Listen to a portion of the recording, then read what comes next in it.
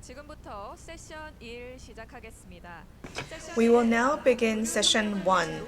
Session 1 is about the roadmap for inter-Korean exchange and cooperation. And in this session, we will be talking about the long-lasting situation of Korea and North Korea. So we will be talking about exchange, dialogue, and also gradual cooperation. And we will be talking about the roadmap for the Korean Peninsula. So now I would like to invite Professor Kim Byung-no as the moderator. Hello. In this session, where we will be talking about the roadmap for inter-Korean exchange and cooperation, I will be the moderator. And now the Lee Jae-myung administration has been launched, and there are many efforts being made for the inter-Korean relations. But as you all know, and also in the previous session, we've discussed that after the Cold War, new Cold War related world orders are taking place, and also North Korea has been talking about the two hostile states, and that is why the inter-Korean relations have been strained. And now in this situation,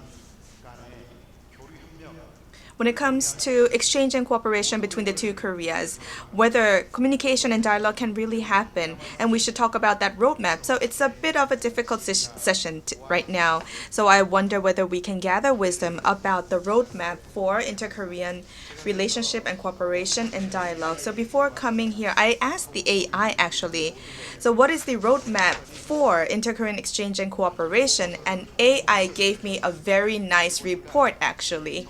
And so AI mentioned that in this military conflict and situation, in order to have a good roadmap, we need to come with gradual phases. And AI has mentioned about the gradual approach, saying that there's step 1, 2, 3. So it was a very long report. So just to summarize, AI said that we should consider that for in the short term, we need to do humanitarian exchange. Of course, that is the frame of the past. And in the middle term, we should do economic cooperation. And then in the long term, which is about a decade, we need to have a peaceful system and also have a community being created between the two Koreas. So in summary, it is that there should be a gradual approach, and the approach should be based on 1 year, 3 year, or 5 year, or 10 years. So we need to take a gradual approach in order to carry out exchange related projects. And also what is important is that because we have such military conflicts going on, we need to have like a gradual approach. It was more like a textbook like of an answer, but I suppose that 4 or 5 years ago or 10 years ago, it's, I think, the paradigm of the past, what the AI has just said. So having a gradual approach and also doing humanitarian, economic exchange, and then tackling with peace. So this is like a blueprint that we have. And so these 4 panelists who are here with us, they will be also giving us some different opinions and also their own opinions. So I hope this will all be helpful. And so we have 4 panelists here with us, so I will introduce them one by one. On my left, I have Mr. Choi Yong-hwan, who is the Vice President of the Institute for National Security Strategy. And also he is the Chair, the Vice President of the Korean Association of North Korean Studies. And also I have Mr. Bernhard Zeliger, who is from the Hans Seidel Foundation, Korea. And also, he's been in the Korea office for a long time. He's also been visiting North Korea and also be doing a lot of projects related to the economy. Please welcome Dr. Zeliger. And third, we also have Professor Im Eun-jung. Please welcome her with a big hand. She's also the professor of the Division of International Studies of the Gwangju National University. She speaks English very well, which I envy her very much. So she will be talking in English about the Korean Peninsula issues and challenges. And she is a very good speaker who will be promoting all these issues. So we have Professor Im Eun-jung. And lastly, from KDI, Korea Development Institute, we have Dr. Kim Kyu-chul. He is also an expert in economic issues. He's a rising star in our association, and also he is an expert in terms of North Korea related issues. So we have our 4 panelists here with us, and we will be listening to their opinions. And in the earlier session, we saw that everyone had 12 minutes, and then we will have a Q&A session for about 1 or 10 or 12 minutes. And so let us all have 12 minutes each, and then provide your own opinions about the roadmap for inter-Korean exchange and cooperation. And then we will have a discussion afterwards. So, Mr. Choi, please begin. Hello, I'm Choi Young-hwan. Well, actually, to talk about the roadmap for inter-Korean exchange and cooperation, I don't know if I will do well or not, but as you may know, we are experiencing difficult situation and more than ever. So I don't know what to say today. So I think I propose to go back to the initial stage. So when I was studying at university, it was about 20 years ago. When I first started studying, I started working at a Gyeonggi Research Institute, and at there I was collecting some ideas on how Gyeonggi Institute can do for the international politics. At the time, the international political situation was way better than now. So at that time, we were saying how we can transfer our agricultural technology to North Korea. And there was one time I attended some seminar and I thought something was very ridiculous. That technology transfer was ridiculous. But 3 years after, I actually went to North Korea. I visited Pyongyang, so that was possible back then. But now it is impossible. Everyone say that it is impossible to visit North Korea. And what is the reason why we think that it is all impossible? The biggest change that we are experiencing now is not only inter-Korean relations, but changes in the international political landscape. So I think we should really go back to the initial stage. And long ago, South Korean government started its diplomatic ties with Russia and China, and we started to pursue having a good relations with North Korea, and that was a time when Cold War ended and we were able to start something new. And at the time, the South Korean government was very confident to do something very well. So they were very future oriented at the time. And after that, we went through so many situations, and now we are experiencing a new international order after Tallinn. So as you saw from the China's Victory Day, you saw that North Korea is seeking for new relations with Russia as well as China, and now it is pursuing a totally different policy towards South Korea. They are being hostile to South Korea. So it is quite different situation. Now our international order is now reshaping. So against this backdrop, we are seeing a new paradigm. So what is that international order? Regardless of what international order is, from the perspective of North Korea, they would like to pursue to create a bloc with China and Russia, and they are thinking that this bloc will provide them with more benefits. So I think North Korea is pursuing to make this bloc more consolidated, and I think, this bloc, China and the Russia-led bloc, will allow more room for North Korea. And for North Korea, they would think it would be better to just stay away from South Korea. And maybe that could be the reason why North Korea started to announce that they will move away from the unification discourse, but they will now pursue a different policy direction. So, against this backdrop, it is impossible to talk about hope for inter-Korean relations. However, now a lot of people here in Korea and the Korean government are willing to resume our talk and also pursue unification on the Korean Peninsula, and that is because we are living in South Korea.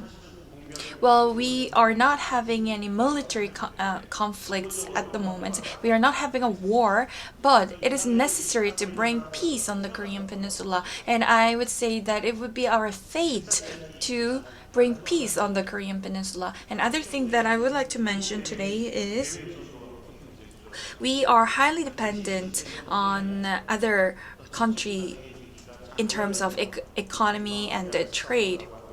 And also there is a term Korea discount. We need to address this issue as well by dealing with North Korean issue as well as international politics. Another thing that I would like to mention is we are seeing a new Cold War landscape, and we could caught in between the US and the other great powers, and that is one of our considerations as well. So what should we do? It's very obvious. In the early 2000s, we had hope, and after the Stalin War, we had hope.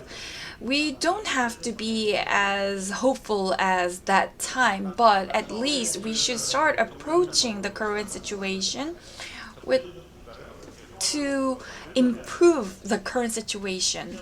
And like we all heard from the keynote speech, we should think about how we can make a peaceful mood on the Korean Peninsula and how we can coexist together. And also, North Korea is now perceiving South Korea's move in a positive way. So I think we still have a lot of room to improve, and in the future, I think we will be able to make a lot of progress in terms of inter-Korean relations. Then where do we have to start? That is the question. Well, most importantly, the current Korean Peninsula is seeing a newly shaped international order. And, even a small step requires international cooperation. It could be sanctions, or it could be some reputation of the South Korean government. So it's very obvious to think about our future direction. If we cannot make a direct cooperation with North Korea, then maybe we can make a certain channel that can allow us to cooperate with North Korea. And maybe in the future we can cooperate with Russia and Japan. And we can create another bloc to cooperate together, and then that a new bloc will allow us to resume talks with North Korea. And to avoid South Korea being at the forefront of the great powers competition, we will have to closely cooperate with other countries. And I think what we should do is to start from the non-political sector, including the cultural sector. So a lot of our speakers mentioned earlier today, South Korea is very unique country. Now we are a manufacturing powerhouse. At the same time, our culture is going global. But we know that we were colonized by other country. So I think from our abundant experience in various cases, I think we will be able to unleash our potential in the coming years. And, well, during the Cold War, it was a war in terms of a war regarding ideology, but now we are seeing different situation. I think we can leverage South Korea's advantages, and also now we are seeing China is having more influence on North Korea. So maybe China could be another channel for us to resume our talk with North Korea. And I think it's our future direction is very obvious. We will first need to have a baby step. We need to know what kind of cooperation should be pursued, and we need to know where to start, and we need to be very specific in thinking about these first step. I know that we are in a difficult situation, but we can still be hopeful.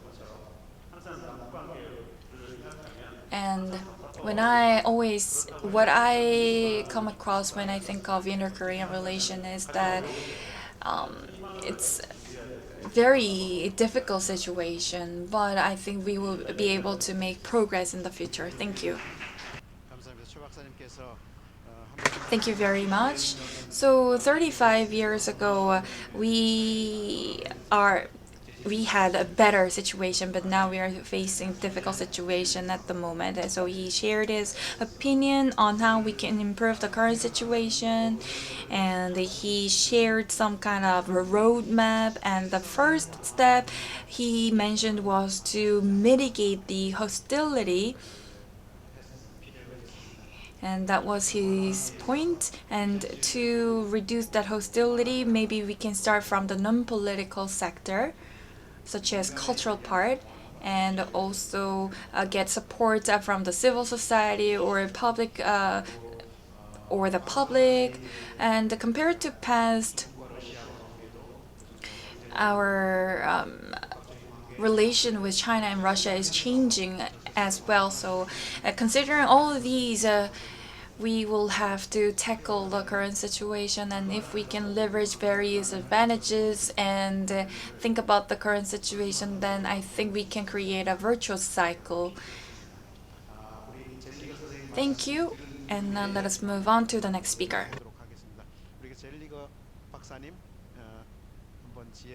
So, Dr. Zeliger. Okay, thank you very much, Professor Kim. Very interesting discussion, but first of all, let's be very, very humble here. A roadmap from hostile coexistence to peaceful coexistence, that's really a very tall order. And I start with the state in which we are now. Both of you said just now, 35 years ago it was easy, now it's difficult. Had I asked you 35 years ago, you would have said, oh, it's so difficult, we're in such a crisis. Think of Korea now, South Korea, a very rich country, per capita richer than Japan maybe, or same. Such a global success model. These were all factors which were not there in 1990. 1990 we were a poor country just becoming, on the verge of becoming rich, undergoing many crises, a democratization crisis, a big financial crisis, etc. So from hindsight, it's a little bit, as I'm German, I often will refer to the German case. Many of my Korean friends said, oh, it was too easy in Germany. First you had West integration, then you had East politic, then you had unification. Yeah, by hindsight, yes. And by hindsight we can say, 35 years ago Russia was weak, China was weak and not so assertive. It was a much better situation, but it was not in the situation we lived in. We had the same feeling of crisis. And if we look now, the bad side, there's one country finally who doesn't want unification anymore, North Korea. They scrap all the unification monuments, they chisel out the southern part of the map, and I'm sure when they build their new National Museum next year, they want to open it, I'm sure there's very few things said about the South, and certainly nothing positive, I guess. It's a crisis, it's a shock. But for whom is it a shock? For you and you and you? Because we are living off unification. We are the unification industry. But for normal people, normal South Koreans, Young people, they don't care at all. Even normal North Koreans, if you would ask North Korean young people, they admire South Korean culture, they love South Korean movies and hairstyles, etc. But do they really care for unification as a nation-to-nation process? I rather wonder. That is probably not the first thing coming into their mind. First thing coming into their mind are, yeah, movies and pop music and opportunities you have here. So we are in a virtual crisis, if you want so. And this virtual crisis is something which might even have some very, very good aspect. And here I draw again on the German parallel, knowing very well that the circumstances were different. What really made North Korea renouncing unification? Was it the evil policy of the last South Korean government? Or was it the less evil and even accommodative and servile policy of the President Moon's government? Had nothing to do with you. Nothing. Whatever you do, the one government says, oh, we do everything for you, Moon Jae-in. The other government says, if you'd make a parade, we make a bigger parade. And if you make a noise, we make a bigger noise. It has nothing to do with you. It has to do with the fact that the North Korean realized and finally not only realized but finalized the fact that they cannot compete with you. Competition with you is not possible. Unification always means there's some form of competition of systems. Systemic competition. You cannot have a unification of two completely different systems. You can have, I mean, in your mind, you can have steps like confederation, which somehow allow both sides to coexist, but everybody knows it's completely unrealistic. In the end, one system will win. Economically, also in terms of political weight, this system is South Korea. So North Korea does what North Korea should do in that situation. They say, yeah, we don't need any more unification. We go our own way. Is that now bad? It opens, I would argue, a new chance, a chance.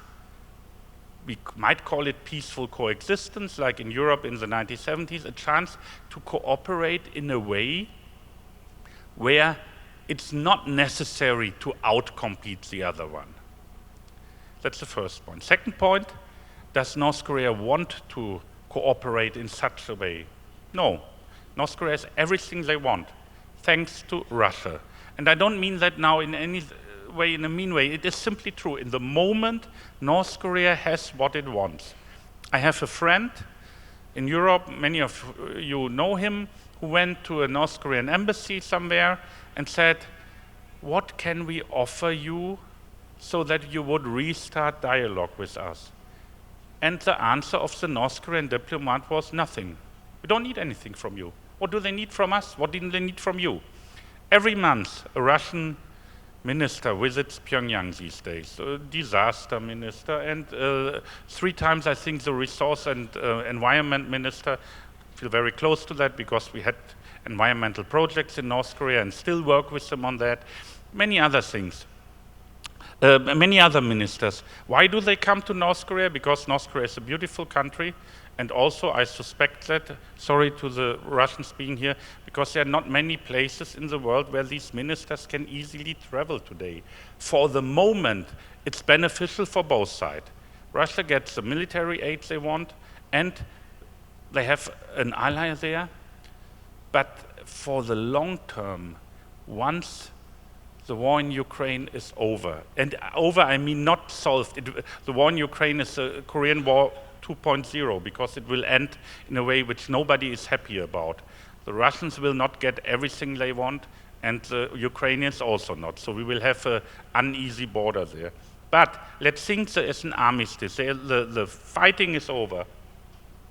What happens then? When the fighting is over, the Russians get more integrated, hopefully, in the world, economically, politically, lose this pariah status, I hope, and then they are not so much interested in North Korea anymore. I talked to quite well-connected Russian scientists who said before we did research with British and French and Germans, now we do research with Iranians and North Koreans. It's not so nice for them.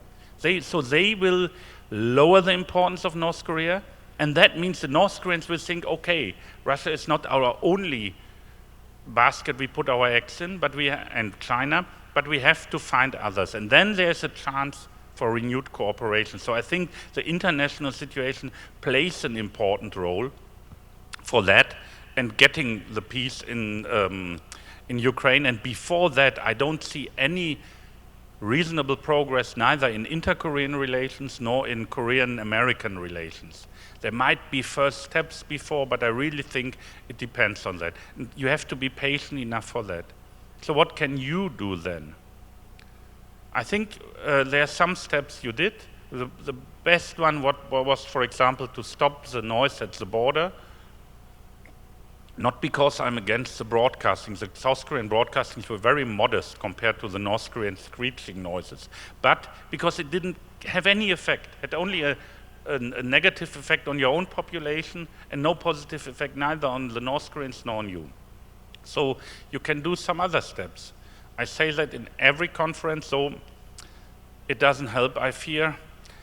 You have laws which are outdated, national security law. Be more self-confident. Why are you not allowed to listen to North Korean broadcast and read North Korean newspapers? Because you feel scared of your own people. But that's not, after 80 years, you should stop that. And I know many in the government this time would even say, yeah, we are agreeing with you, but still nothing will happen. Because it's a taboo, the big taboo in your policy, which is very sad. Because that would be, in my opinion, a good preparation to get relaxed, to see the North Koreans more relaxed. And I don't mean to, I wouldn't try to negate that there are grave security problems which you have to prepare for with your own military. There are great human rights concerns which you have to address, which you should address very clearly, even if the North Koreans don't like it. And also there are very serious questions, for example, when defectors are coming. And I don't think it's good to send them back. But beside being more relaxed with the North Koreans, I think that's the only way you can come to more normal relations. And I want to tell you in the end, because time is really very slow, one episode in the German history of unification. In the early 1970s, the same thing happened like here now, namely the East Germans said, we don't want unification anymore. Before we had one German nation, and we sang in our hymn, the East German hymn, they sang every time for the United Nations. But after 1972, they said, no, there's two nations, and the capitalist one and the socialist one. It was also a shock for the West Germans. Similar like here, less for the young people, especially the more time was going on. But for the people, it was something like they took some very elementary thing away from our nationhood. But in the end, it turned out to be not bad, because then we could put relations on a new footing, and that new footing was normal relation, not negating from your side unification. I wouldn't give it up. On the contrary, I would still stay with the goal of unification. But don't see it as a fetish which you are carrying in front, and then behind you say, but we cannot talk to each other, we cannot deal with each other. Here in the audience, my dear colleague is sitting, and it was really difficult once we had the chance 5 years ago to get her to North Korea. The North Koreans said in 1 week yes, but the South Korean deliberated almost a month, and finally the minister made a decision. How can that be in such a grown-up and a strong nation like here? So I would say, if you deal more normally and more confidently with North Korea, that's the only way you can come to unification. And last point, again to the roadmap, or to the danger of a roadmap. In Germany, we could visit our relatives, which I had relatives in East Germany, and we could go there all the time and talk to them, and we didn't see anything coming in 1988, 1989. So here, be aware something can happen very, very fast. And our Chancellor, Helmut Kohl, whom I consider a very great man, he made a 10-point plan. And that 10-point plan for unification was roughly valid for a week or less than a week, and afterwards the real events were faster than that. So please prepare for unification without preparing, without always talking about it. 감사합니다. 네, 우리 젤리가 선생님께서 So Dr. Zeligo has mentioned 3 points, and so that North Korea does not want unification anymore, and that dialogues are suspended and relationship is suspended, but we should not be too disappointed, and it can open up a new chapter of opportunity. So we need to change our mindset, and that was a very good insight. Thank you so much. And even if it does not have any exchange with Korea, it has expanded its relationship to Russia. And also it can do it to other countries as well. And so that is like a new framework that we should consider. And then we can see how North Korea's relations can be expanded. And that is like a new paradigm shift. And so I think it's a new paradigm shift for us to think about. And so thank you so much. And secondly, he has also mentioned that now we finally can understand, we should be more feel comfortable about North Korea's situation. We should be more relaxed about North Korea's situation when thinking about unification. And so 10 years ago, I also wrote a book about North Korea as well. And so it's no longer the North Korea that we want, but it's a real North Korea, a Chosun, a different kind of Chosun that exists. And we should have more like a relaxed attitude when looking at this North Korea. And so, and then can we go to a normal relation between the two Koreas? So we should have that kind of an attitude and think about this roadmap. So I think that was the point he made. And by doing so, then the roadmap can be more creative. And so that was the comment made by Dr. Zeliger. And now moving forward, We're joined by Professor Im Moon-jung. She even prepared a PPT material, presentation material. So could you please? Thank you. So thank you very much for having me today, and I would like to thank Ministry of Unification. I am taking part as Unification Ministry's advisor, and for a long time I've been engaging in unification related issues, and also Professor Sandel gave us some questions to think about, so it was very helpful, and I know that there have been a lot of fruitful discussions today, so I will do my best. So I would like to start from the structure.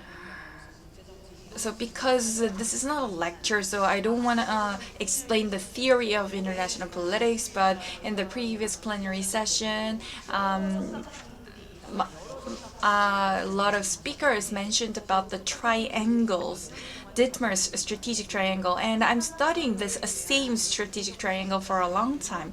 So I would like to explain about this Dittmer's strategic triangle, and actually, in Korean, it sounds a little awkward, but we say romantic triangle or stable marriage. So it's been classified by this scholar called Dittmer. But when we think of the year of 1994, I know that a lot of experts are already here now, but the year of 1994 was the year where the U.S. and Japan had a good momentum in terms of their relationship, but after the U.S. and China's relations got better, and we were seeing China's initiative start to unleash its potential. And during the Moon Jae-in administration, we started conducting our own initiative, and we had some summit with the U.S. president, and the U.S. and North Korea also held some talks, and we went through many situations. And at that time, we wanted to recover from some difficult situation, but we were not able to find some breakthrough. And like Professor Tolorea mentioned, we failed in terms of many initiatives towards North Korea. So we can say that we failed, but in the future, thinking about the future, this is the table that I wanted to compare the past, present, and future prospect. So what is important is that we should learn from the past. So let's say there was a country that was very friendly to North Korea, and also there were three trials and three attempts to make peaceful mood with North Korea, as you can see from this comparative table.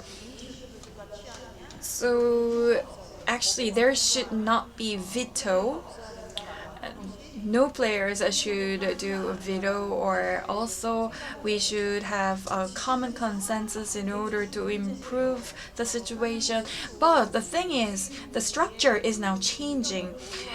You know, North Korea is now advancing its nuclear system. That is also another problem, but they are also incrementally advancing its threat. And against this backdrop, international order is now changing rapidly as well. You know, the Ukraine and Russian war was the outbreak of the Russian and Ukraine war, and also North Korea has improved its strategic position in the global arena. And our president met President Putin, and he mentioned the phrase of poor but aggressive. That is actually true, and that is very appropriate phrase to describe North Korea. So we can say that North Korea has now improved its strategic position. So the whole structure is going through changes, and as Professor Janichi mentioned, this is different types of triangle describing different relationship between great powers, including China, the US, Japan, and Korea. So when I compare these triangles, you can see the results of that triangle. This table shows the analysis of the previous triangles that I just showed you. So North Korea, China, and Russia is now having a ménage à trois state, and others are having a stable marriage status. Well, when we listen to this expression stable marriage, it sounds very stable, but it means it is not possible to break that situation, that relations. So structurally, actually ménage à trois is more beneficial to one another.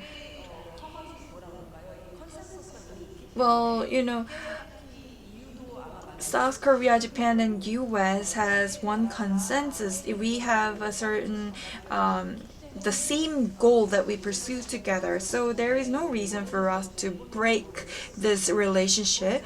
But others, like stable marriage status, tells us that it is hard to break this relationship.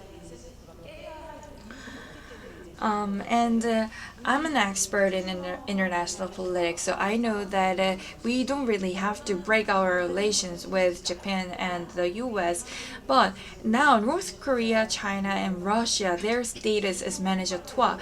And we need to think what kind of situation is that. It looks very stable. And what's the difference between our South Korea, Japan, US relations and North Korea, China, Russia bloc? This cooperation, I would say it's a triad. And South Korea is now is working closely with the US and Japan, and North Korea is working closely with China and Russia. We know the current economic situation of North Korea, which will be covered by our professor later in the session. But we know it's actually meaningless to compare our military capabilities with North Korea. But in terms of that triad, North Korea, I would say North Korea's military capability exceeds that of ours. So this structural confinements should be addressed by South Korea. When we have a look at these two pictures, we can see what have changed in the past decades. It's a very significant picture that shows the current situation, and we need to think about what kind of breakthrough that we can utilize to deal with the current situation. And like Professor Kim, the moderator, mentioned, I was also I didn't know what to talk about today because we are not in the atmosphere to discuss roadmap for peaceful coexistence or any inter-Korean exchange and cooperation, but from the keynote speech I was able to see, and from his moral question I was able to know that we can talk about this issue because we are not willing to have absorption unification, but we are seeking for peaceful mood. And like other speakers mentioned, we should pursue for the longer term goal, but what we can prioritize at the moment is to change the structure and properly diagnose the current structure of North Korea, China, Russia, and South Korea, Japan, the US. And I think we can make some structural changes, and that should be prioritized. If we can make a small change from that structural change, that I think we can make a big leap, and at the center of that change I think Russia can do a lot, and in that process maybe South Korea can contribute to that change. And I really hope the Russian-Ukraine war comes to an end, and if that happens we will have some space for our strategies. And then like Professor Hong Young-ik mentioned earlier, I know that Russia is now willing to have economic cooperation with South Korea. So, thinking all these, I think we will be able to restore our exchange with North Korea. And also, I would like to mention China. I think China has a big leverage. Of course, we are here with Professor Jia Ching-kuo, and a lot of Chinese will deny that they don't have such leverage, but I would say it's crucial to get support from China in order for us to resume our exchange and cooperation with North Korea. So, once again, the most important thing is to make a structural change, and that could be the first step for our roadmap for inter-Korean cooperation. And others, the stage 2 is to focus on building inter-Korean trust. Well, we can maybe start from the less politically sensitive or non-political areas such as separated families, and starting from there maybe we can expand our cooperation to other parts. And I'm left with 1 more minute, so I would like to talk about some energy related issue. Well, if we are to resume our cooperation with North Korea, I think energy issue is also another important key. North Korea is having a fundamental problem in terms of their energy, and it is directly linked to their food security. So I know it's a very sensitive issue, and North Korea also regard this energy issue as very important topic. So if we can resume our talk, I think climate change and energy, and also public health issues, those can become our agenda, and that could be our common goal to cooperate with. And at the moment we can't see, it is not visible, the cooperation between the two Koreas is not visible, but in the future I believe that we will be able to make a big progress. Thank you very much. So she divided the roadmap into 3 stages. So this is one, we are already familiar with those stages, but she proposed that we should first make change in international structure, and international relations should be addressed first in order for us to make a first move? Well, generally speaking,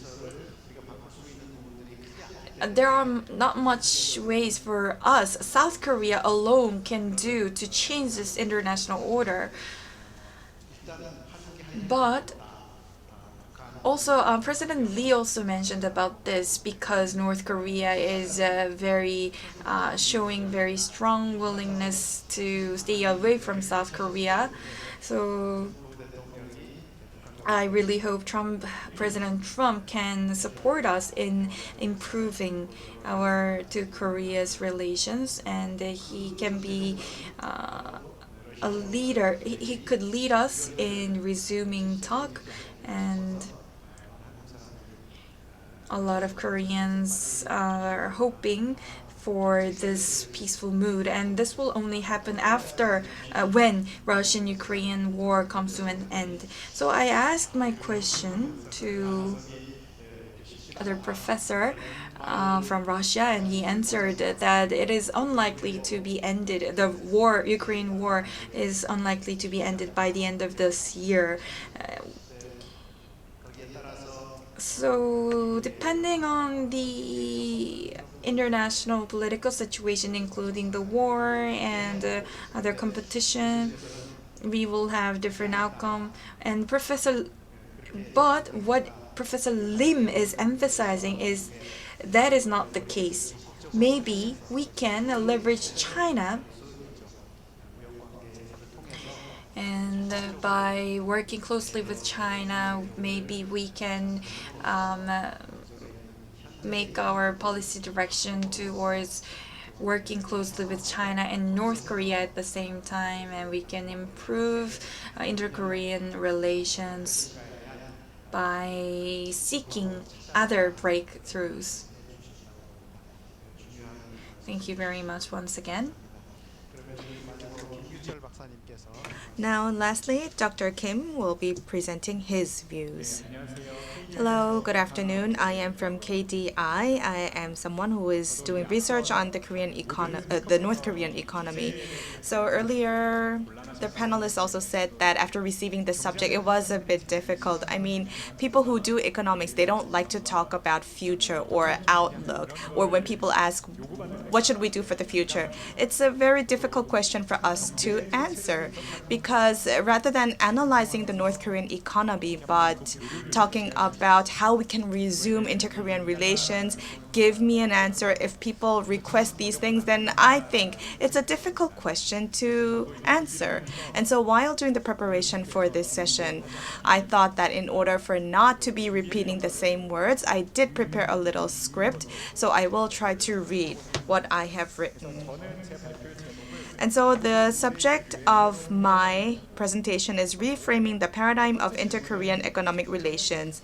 So the first question is resuming economic cooperation with a self-declared hostile North Korea. So that was the question that I asked myself. So at the end of 2023, during the plenary session of the Workers' Party of Korea, Chairman Kim Jong-un officially declared a fundamental shift in North Korea's policy toward the South by defining inter-Korean relations as those between two hostile states at war.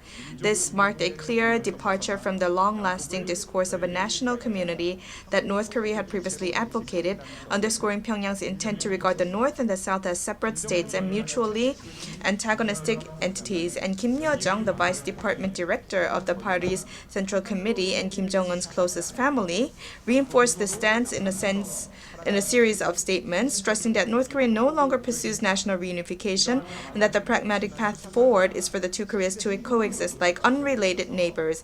These pronouncements are not mere rhetoric, but have substantiated through concrete actions carrying significant implications for the future dynamics of the Korean Peninsula. And Lee Jae-myung administration has consistently expressed its willingness to engage in dialogue with North Korea through various channels, and regardless of Pyongyang's shift in its policy toward the South. In Independence Day address on August 15, the president made it clear that South Korea respects the North's political system and does not seek unification through absorption. And at the same time, he proposed the restoration of the September 19 military agreement and the resumption of dialogue, presenting the recovery of severed inter-Korean relations as a central policy task. Not only that, reports indicated that ahead of the South Korea-US summit, consultations were underway to include language reaffirming both countries' support for the Singapore Agreement in the joint statement. So how likely is North Korea to respond to South Korea's stance? Recent official statements suggest that the prospects are slim. Pyongyang continues to assert itself as a nuclear-armed state and firmly rejects any prospect of denuclearization. And this marks a clear departure from the 2018-2019 summits when denuclearization was central to negotiations. North Korea likely regards both the collapsed Hanoi summit and even the earlier Singapore agreement as failures. And as a result, efforts by Seoul and Washington to revive dialogue on the basis of the Singapore Agreement are unlikely to be effective and could instead provoke strong resistance from North Korea. And North Korea's internal situation is also assessed to be relatively stable and reducing its incentive to return to the negotiating table. And since the outbreak of the Russia-Ukraine war, Pyongyang has drawn closer to Moscow in diplomatic, economic, and military terms, lessening its dependence on economic assistance or cooperation from South Korea, the US, or Japan. And indeed, even during the COVID-19 border shutdown, North Korea rejected South Korea's offers of medical supplies and vaccines. And with its ties to Russia now further strengthened, economic cooperation with the South is unlikely to rank among Pyongyang's policy priorities. And recently, the leaders of North Korea, Russia, and China have gathered in China for the Victory Day, and it shows that North Korea shows its commitment to cooperate with these two countries. So then in this situation, we have to think about what can we do for economic cooperation between the two Koreas. So it is essential to recognize that the international situation surrounding the Korean Peninsula can change rapidly, and to develop flexible and proactive strategies that can adapt to evolving circumstances. And the Russia-Ukraine war, which began in 2022, has now entered its third year. And at the time, few experts anticipated Russia's full-scale invasion. And even immediately after the invasion, there were few forecasts predicting such a protracted conflict. And as the war evolved into a long-term engagement, North Korea and Russia concluded new agreements, with Pyongyang providing not only military equipment but also dispatching personnel. And President Trump, during his presidential campaign, claimed he could end the war within a single day if elected. But in reality, the conflict continues with little progress in negotiations. While the prevailing view is that Russia and Ukraine are unlikely to find common ground for ending the war in the near term, past misjudgments suggest that an unexpectedly early resolution cannot be entirely ruled out. So after the conclusion of the Russia and Ukraine war, we have to think about the trajectory of North Korea and Russia relations, whether this strategic alignment will continue after war, or partially loosen, or revert to pre-war patterns. And all of this could significantly influence Pyongyang's foreign and inter-Korean policies. And so accordingly, it's essential to anticipate North Korea's likely behavior and associated risks under each scenario and to proactively design response measures across diplomatic, security, and economic domains. North Korea's economic situation has seen some improvement due to the strengthened ties with Russia, but it remains structurally vulnerable due to international sanctions and frequent natural disasters such as floods and droughts. And should economic exchanges with Russia decrease in the future, after the war in Ukraine ends, North Korea may seek to expand cooperation with the international community in non-political and humanitarian areas, including agriculture, healthcare, and so on. And so, in such a scenario, previously suspended projects with international organizations and NGOs, such as FAO and UNICEF, could be resumed. And the South Korean government may consider supporting the restoration of these projects as a practical starting point for renewed engagement with the North. And I believe that this is a moment to reassess and shift the paradigm of inter-Korean economic exchange and cooperation, because traditionally, South Korea's economic engagement with the North has been based on bilateral and special relations frameworks. However, following the imposition of sanctions in 2016 and 2017, North Korean issues have evolved into matters of international concern, extending beyond the Korean Peninsula. And coupled with Pyongyang's declaration of two hostile states, there is also a growing tendency among the South Korean public to prioritize peace and coexistence over unification. And in this context, future inter-Korean economic exchanges and cooperation should adhere to international norms, emphasize universality over terminology or particularity, and adopt multilateral and international approaches rather than exclusive bilateral arrangements. And accordingly, terminology such as Northeast Asian Economic Cooperation or Korean Peninsula Economic Exchange could be used in place of inter-Korean exchange or inter-Korean economic cooperation.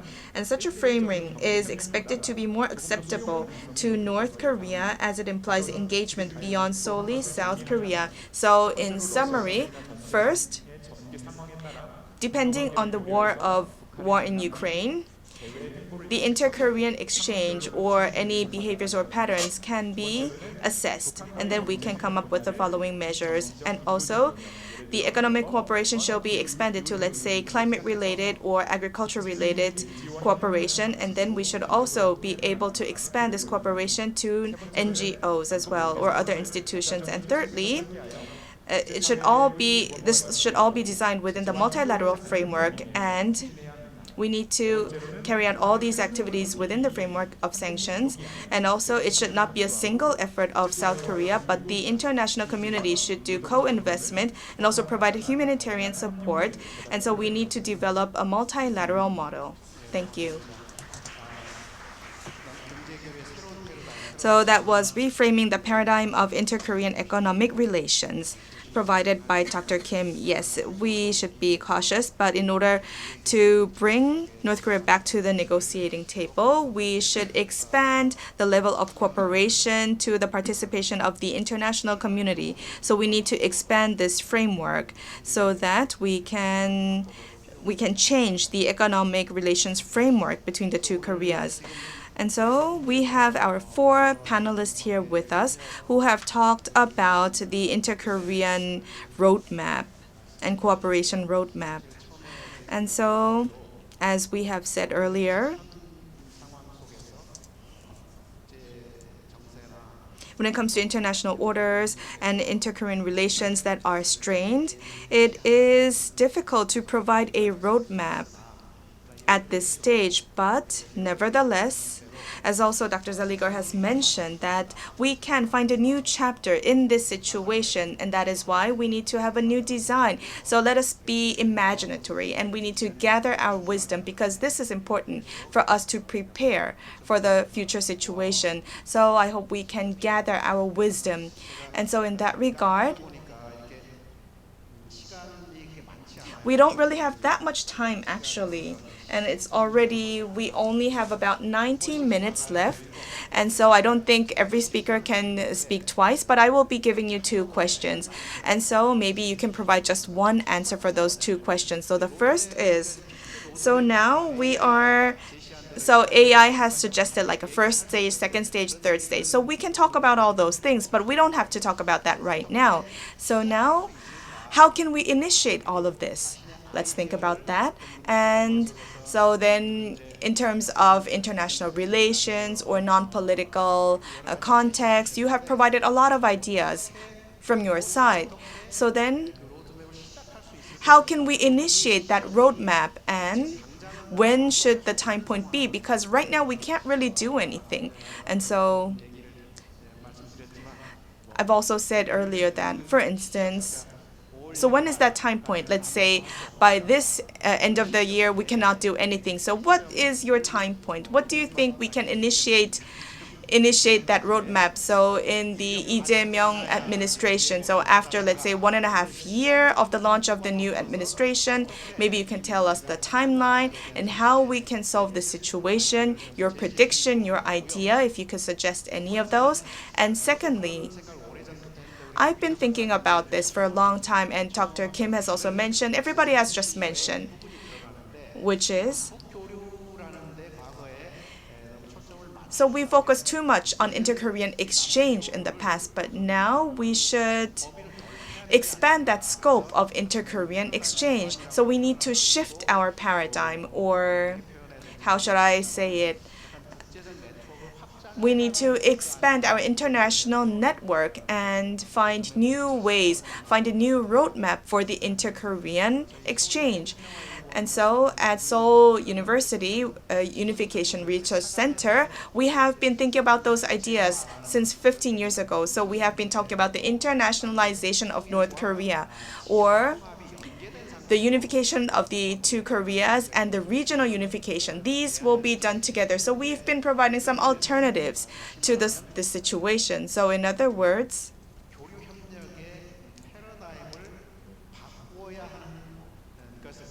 so regarding changing our paradigm, like expanding the scope of exchange, and so now it's time to change our paradigm. So about this idea, what is your thought about changing this paradigm? Maybe you can talk about these 2 points. So how should we do it? So should we start from that very far left and then come backwards?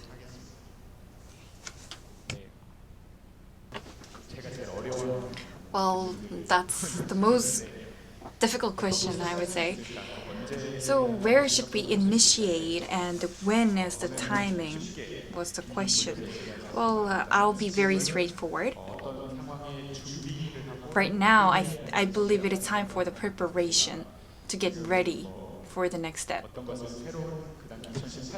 So in 2018,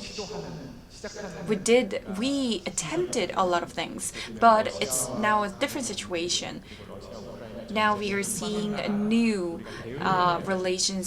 newly emerging relations between Russia and North Korea, and North Korea and China. So, but personally, what Kim Jong-un wants is, I think he wants to get recognized by the international community as a leader of North Korea. So having a look at his recent moves, he has been spotted in China's Victory Day, and he is now showing up in many public events. So what we can see from there is that he wants to get recognized by the international community. So like VNR or United Nations, these international organizations are actually doing or conducting various measures and initiatives. Also, like FAO of the United Nations and UNICEF is also providing vaccination and they're also providing food for children. Well, South Korea was not able to provide our vaccine directly to North Korea, but maybe we can use these international organizations as our channel to provide our helping hand to North Korea. Well, North Korea will be able to know that South Korea is helping North Korea, but they don't want to get a direct help from us. So I think it can be another channel for us to start. And another thing is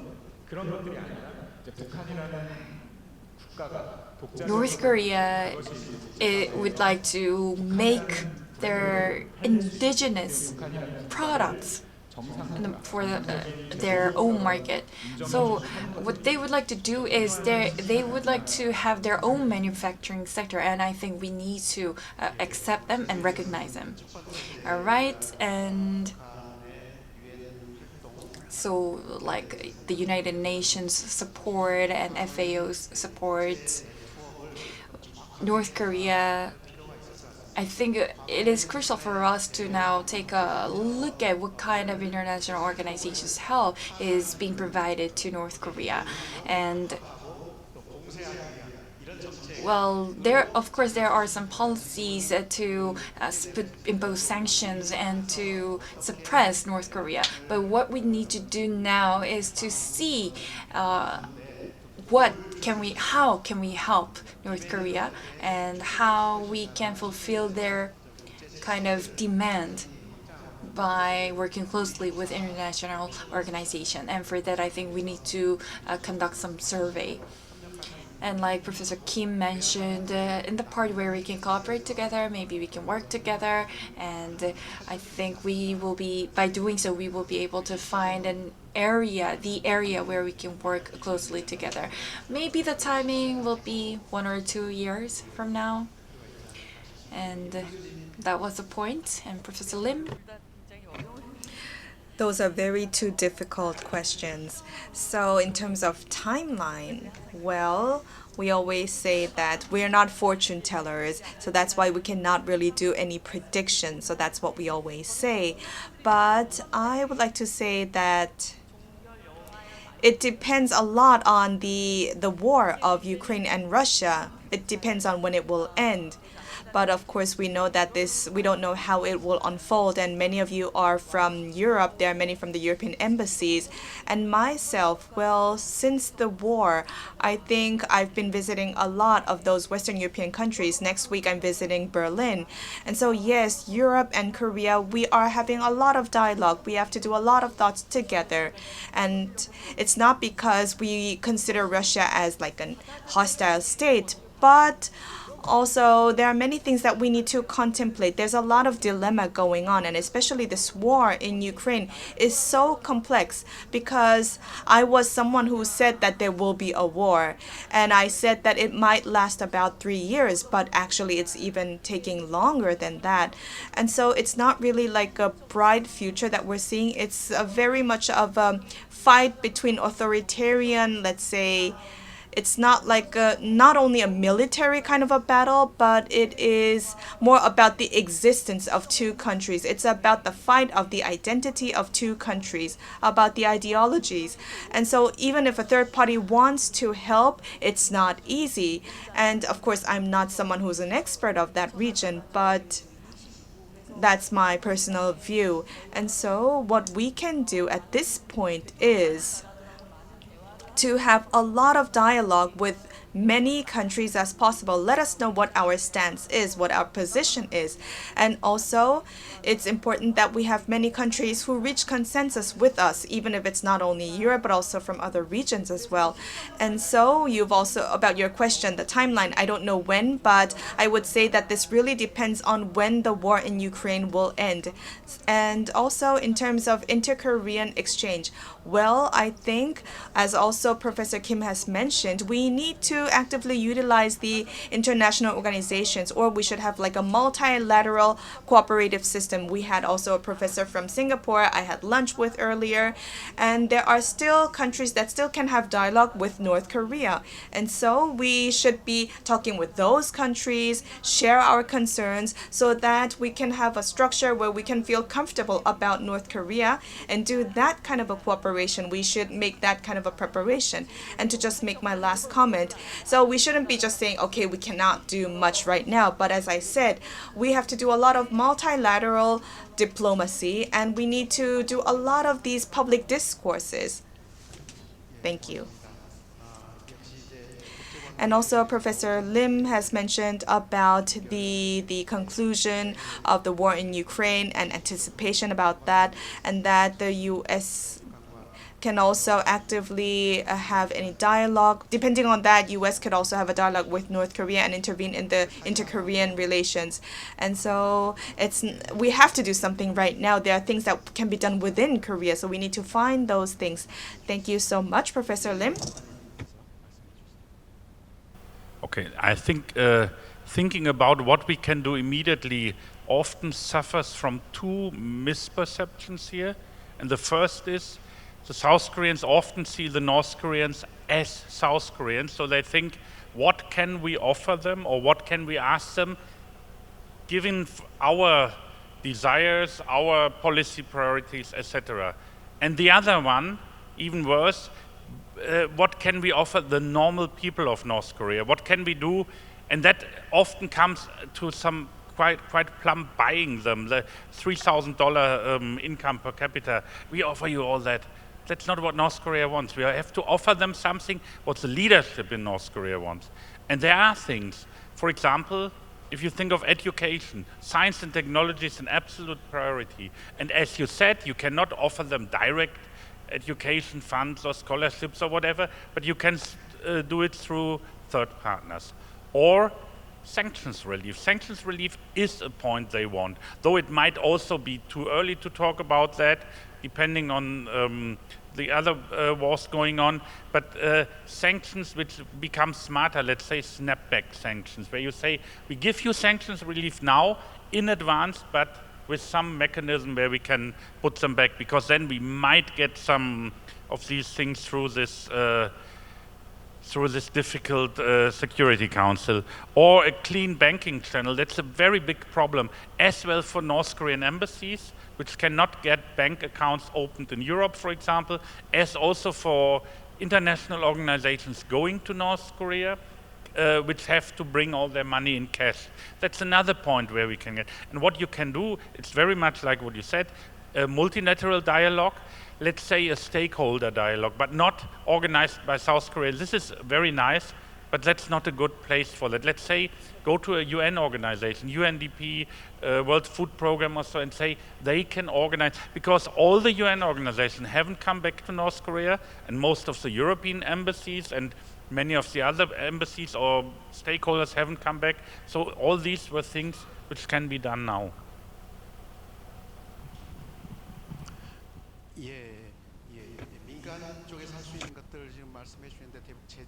So that's what we can do from the public sector. So sanctions was mentioned by him. Well, from our public sector, what we can do is maybe, I know that the government is doing their own efforts, but I would like to ask you, what do you think about like tourism? You know, tourism is not a contemporary measure, but I think after Kim Jong-un took office, it has been preparing for its tourism project, and when North Korea was having a difficult situation economically, tourism was their very effective measure. And also a lot of countries around the world also took tourism as a key sector to overcome some economic difficulties. So at the moment, we are all saying that sanctions will not be lifted immediately. So maybe tourism can be the one that can be imposed right now, can be conducted right now. And it has always been pursued by Kim Jong-un, and initiative that was very prioritized by Kim Jong-un. And after COVID-19, North Korea is also getting support from China as well in terms of tourism industry. So, Professor Zelliger, you mentioned about NGO and others, and is there anything that you would like to mention about the tourism industry and tourism cooperation? I would say it's unfortunately a little late for that, because the tourism, it would have worked 5 years ago, but not now. And I also would say now North Korea tries to fill in these places like Kalmar with mainly their own tourists, domestic ones, and those Russians who go, they pay pretty high prices, $1,500, $1,900 sometimes for 3-4 days in a resort where they cannot freely roam, but where they said, here's your beach and there's their beach, and if there's North Koreans in the shop, you cannot enter them. So I really doubt that would be as a mass solution. And I think even in the past, North Korea earned minimally by Western tourists, a little more by Chinese tourists. So tourism it's not a bad thing, but tourism for South Koreans or tourism for Western tourists, I pretty much doubt it would work now.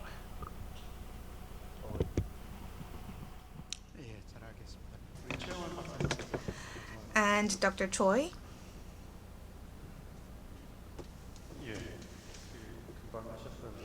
So about this tourist issue or tourism issue. So in Kalma, there was a very large tourist destination that was made, and they wanted to receive Russian tourists, but it was just about a couple of hundreds of tourists that came to Kalma, meaning that there should be Chinese tourists in order to be profitable. But however, the transportation network and infrastructure is not there yet, and also they don't really have the software that is required. That is the situation. And so there's this large complex at the sea line, but after time, as you know, because it's at the seashore, it will be damaged a lot. So right now, when it comes to tourism business, it's a matter of time. I think it's a fight of time, let's say. And so in order to attract the Chinese tourists, I think they say it's retro tourism. So in order to see the early days of China, people come to North Korea to see the early days of China. And so I think, yes, they want to find a breakthrough through tourism business, but whether it can be successful or not, we need to see. And other than that, regarding your other question, most of the speakers have agreed. But right now, doing direct exchange between the two Koreas, it's not easy to do right now. So then whether it will be Russia or China or a third-party country, we don't know. But it should be a bypassing exchange. That will be the most realistic way to do exchange right now through a multilateral system. I fully agree to that. And also we've mentioned through this tourism business, well, China was the key country. And so although so North Korea didn't go to Russia, but then it's all because of China. No, it's because the North Korea and China relationship is very crucial, and that is why China wanted to see that, and North Korea confirmed that by going to China. So looking at all of that, we have to do this bypassing kind of an exchange, and the most powerful country that has a direct impact is China. And that is why in this Northeast Asian region, we need to, whether it's about whether we can have this common agenda or not. And later, it's about whether it's a common agenda that North Korea can participate. And also, Dr. Kim has mentioned about SDG, about climate, about health. We don't know what kind of agenda that will be. But in East Asia, it should be something that penetrates all these countries. There should be this common agenda. And then in the mid to long term, it should be an agenda that North Korea can take part. So I think it's all about having that common agenda or not. And that will really lead to having a breakthrough of inter-Korean relations. And so when this will be possible, well, nobody really knows. But as we all said,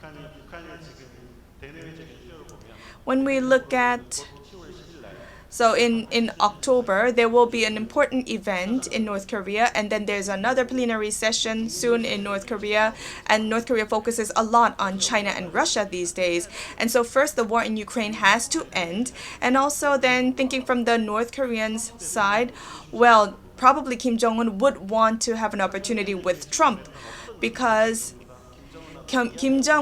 because Trump wants to have a dialogue with Kim Jong-un, and Trump actually says that he wants to talk with Kim Jong-un. So rather than missing this opportunity, North Korea would like to use that opportunity. So after the war ends in Ukraine, so then maybe before the middle election of Trump, maybe there could be one opportunity. There could be some opportunity. It's groundless, but I'm just saying. So that it's my personal view. And in between, what Korea should do, we should create a common agenda of the region, and also have a cooperation platform where North Korea can participate. I think that is very crucial. However, North Korea, in the statement of Kim Yo-jong, we heard that they are talking about the regional security arena. And so it's not that North Korea made a debut into the international arena. It looks like they have some kind of commitment that they want to show. And if North Korea comes really forward to this multilateral arena, we need to have a platform and agenda ready for them to take part. Thank you so much for your comments. And so since the COVID-19 pandemic and since the suspension of the inter-Korean relations, North Korea has been expanding its overseas network, and within North Korea, for instance, they're saying that they will be competing against the global arena. But I mean, for us, it sounds groundless. But they are talking about globalization within the country. And in 2019, I've met a scholar from North Korea. And he's been saying that since 2016, that within North Korea, the universities are saying that they need to compete with the global arena. And so they are being a lot of stressed out because of writing thesis about SSNI. So they're saying like, we can't speak English, but we need to write papers in English and so on. And so they are trying to meet up the global standards. They are getting this pressure that they need to compete with the global arena. So whether we know it or not, they've been expanding their network. And so they're focusing on Russia and China. But not only that, there are other factors as well, I think. And so now we really aren't seeing any exchange between Korea, the two Koreas. And we are defined as being two hostile states. But I think we should have this long-term perspective and think about what we need to prepare, because in this global era, how we can tackle this inter-Korean relations. And then also think about our international capacity that we have and how we can utilize it in understanding the reality of North Korea and cooperating with North Korea so that we can find a breakthrough for inter-Korean cooperation and find that through a multilateral framework. And so when I say international, it might sound grand, but it starts from the region, within the region, and then there's UN, and then there are multilateral frameworks. And then we can find a roadmap for the inter-Korean exchange and cooperation. And so again, it has been 1 hour and 20 minutes. Thank you so much to all our panelists. And it looks impossible and to talk about this roadmap, but thank you so much, and let us find some hope. I think it was a time to find hope. Thank you so much again, and you're all astonishing scholars, and so I think we got great insight and ideas. And so we didn't have time for receiving questions from the floor, but I hope you can ask many questions in the next session. And so again, thank you so much. Let's wrap up. Thank you. 네, 감사합니다. Thank you very much. So this concludes the first session. Once again, I would like to thank our panelists and moderator. Please give them a big round of applause.